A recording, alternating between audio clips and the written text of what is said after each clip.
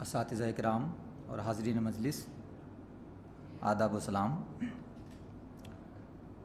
میری خوش بختی ہے کہ میں ایسی تقریب کا حصہ بنا جہاں اساتذہ کے درمیان گفتگو اور سیکھنے کا موقع میسر آیا۔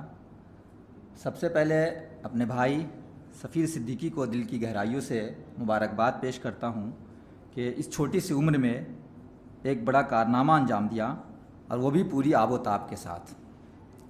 میں بلا تمہید یوں تو اظہار خیال کا کوئی اہل نہیں ہوں، کیونکہ ایسے اساتذہ کرام اور ایسی شخصیتیں یہاں موجود ہیں جو ڈر بھی محسوس ہو رہا ہے، لیکن یہیں سے سیکھنے کا سلسلہ شروع ہوتا ہے، تو اس لیے میں چند باتیں آپ کے سامنے رکھنے کی کوشش کروں گا۔ سفیر ان معدود چند شاعروں میں شمار کیے جا سکتے ہیں جن کی شاعری نہ تو محض زبان کی شاعری ہے اور نہ محض کیفیات کی۔ ان کی شاعری فکر و دانش اور سوجھ بوجھ کی شاعری ہے۔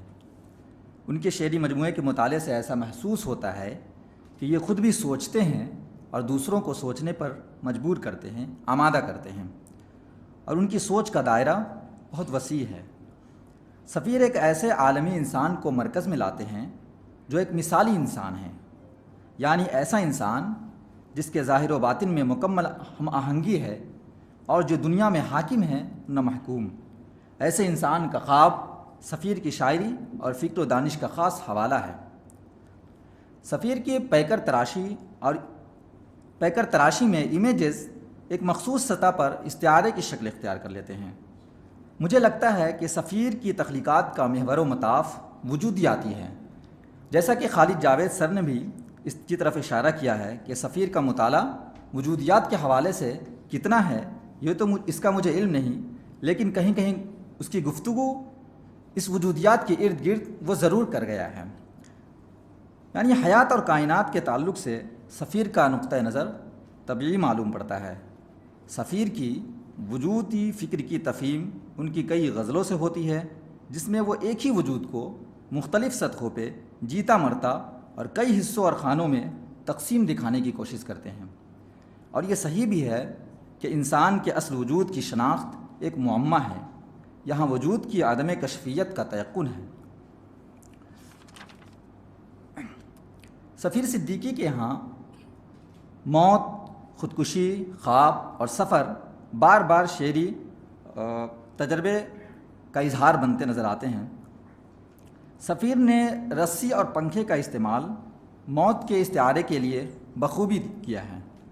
شعر ہے کہ کیا خبر شدت غم مجھ سے توازن مانگے، کیا خبر شدت غم مجھ سے توازن مانگے، اور کسی جھولتی رسی کو سہارا کر دے، اور کسی جھولتی رسی کو سہارا کر دے۔ شبلی شاعری میں سادگی سے زیادہ میناکاری کے قائل ہیں اور تشبیہ و استعارے کو شعر کے لیے ضروری خیال کرتے ہیں۔ ان کی رائے ہے کہ تشبیہ و استعارے سے کلام میں جو وسعت و زور پیدا ہوتا ہے وہ کسی اور طریقے سے پیدا نہیں ہو سکتا۔ مثال کے طور پر آدمیوں کی کثرت کا مضمون یوں ادا کیا جائے کہ وہاں آدمیوں کا جنگل تھا تو کلام کا زور بڑھ جائے گا۔ سفیر نے زندگی کے بڑے بڑے مسائل کو بہت آسان لفظوں میں دکھانے کی کوشش کی ہے۔ فلسفہ زیست کے آئینے میں موت اور خودکشی کا بیانیہ دراصل انسانی وجود کے داخلی کرب، کسک، درد اور اندرونی تناؤ کی غماز ہے۔ نیز کہیں کہیں مکالماتی تکنیک کا استعمال غزل کی تخلیقی حیثیت میں امتزاجی لہریں پیدا کرتی ہیں۔ سفیر کی شعری شاعری کی تشکیل میں تخلیقی اظہار، غزلیہ تفاعل، عظمت آدم کا بیان، کثیر آبادی مزاج و ماہیت اور بنیادی سچائیوں کا عرفان موجود ہے۔ اور کمال شاعری یہ ہے کہ یہ سارے روحانی ادراک سے معمور ہیں۔ قدیم موضوعات کی معنیاتی تقلیب اور نئی معنیاتی جہات و کیفیات کے عمدہ انتخاب کے ساتھ ساتھ سفیر کے یہاں فکر و اسلوب کا کنوارپن بھی موجود ہے۔ اپنی باطنی کشمکش اور اندرونی کیفیات کا اظہار اس طرح غزلیہ پیرائے میں کرنا اور اپنی ذات کی تہ میں ڈوب کر فانی زندگی میں منعکس مد و جزر کو محسوس کرنا حیات و کائنات کی درست تفہیم کا اس سے اور بہتر طریقہ کیا ہو سکتا ہے۔ سفیر کی شاعری میں انسانی وجود کی استغراقی کیفیت کا ادراک نامہ موجود ہے، اور ساتھ ہی خوابوں کی بازیافت سے لاشعوری تجربات کا عمدہ اظہار بھی اپنے عروج پر ہے۔ ان کی شاعری میں مغایرت کا اظہار بھی ہے۔ ان کی شاعری میں مغایرت کا تصور دراصل پتھر میں جان ڈالنے کا کام کر رہی ہے، جس سے شاعری ایک نئے زاویے کی زائدہ معلوم پڑتی ہے۔ سفیر نے جدید انسان کے بحران سے متعلق بھی باتیں رکھنے کی کوشش کی ہے، جو دراصل جدید سماج کی صورتحال اور کرائسس کی تصویر ہے۔ شمیم حنفی نے بھی جدیدیت کو ایک کشمکش کے طور پر دکھانے کی کامیاب کوشش کی ہے، جس میں اپنی ذات، اپنی شناخت سے بیزاری اور نفور ایک فراری رویہ ہے، جس میں آج کے عہد کا انسان گرفتار ہے۔ سفیر کا خود کہنا ہے کہ انہوں نے محض کہہ دینے سے کہیں زیادہ دکھانے کی کوشش کی ہے، اور یہ کسی بھی شاعر کے لیے اس کی کامیاب شاعری کی دلیل ہے۔ شبلی کے نزدیک شاعری دو چیزوں کا نام ہے، ایک محاکات اور دوسرا تخیل۔ محاکات سے شبلی کی مراد کسی چیز یا کسی حالت کا اس طرح ادا کرنا ہے کہ اس کی تصویر آنکھوں میں ابھر آئے۔ گویا محاکات وہ شے ہے جسے ہم تصویر کشی یا آج کی زبان میں شعری پیکر کہتے ہیں۔ سفیر کے یہاں احساس کی شاعری کچھ باتیں جو مجھے محسوس ہوئی کہ اور کیا چیزیں ہو سکتی ہیں، وہ میں پیش کرنے کی جسارت کروں گا کہ سفیر کے یہاں احساس کی شاعری ضرور ہے، لیکن وہ مذہبی، جغرافیائی، لسانی اور دوسری حد بندیوں کو توڑنے کے لیے کوشاں نظر نہیں آتے۔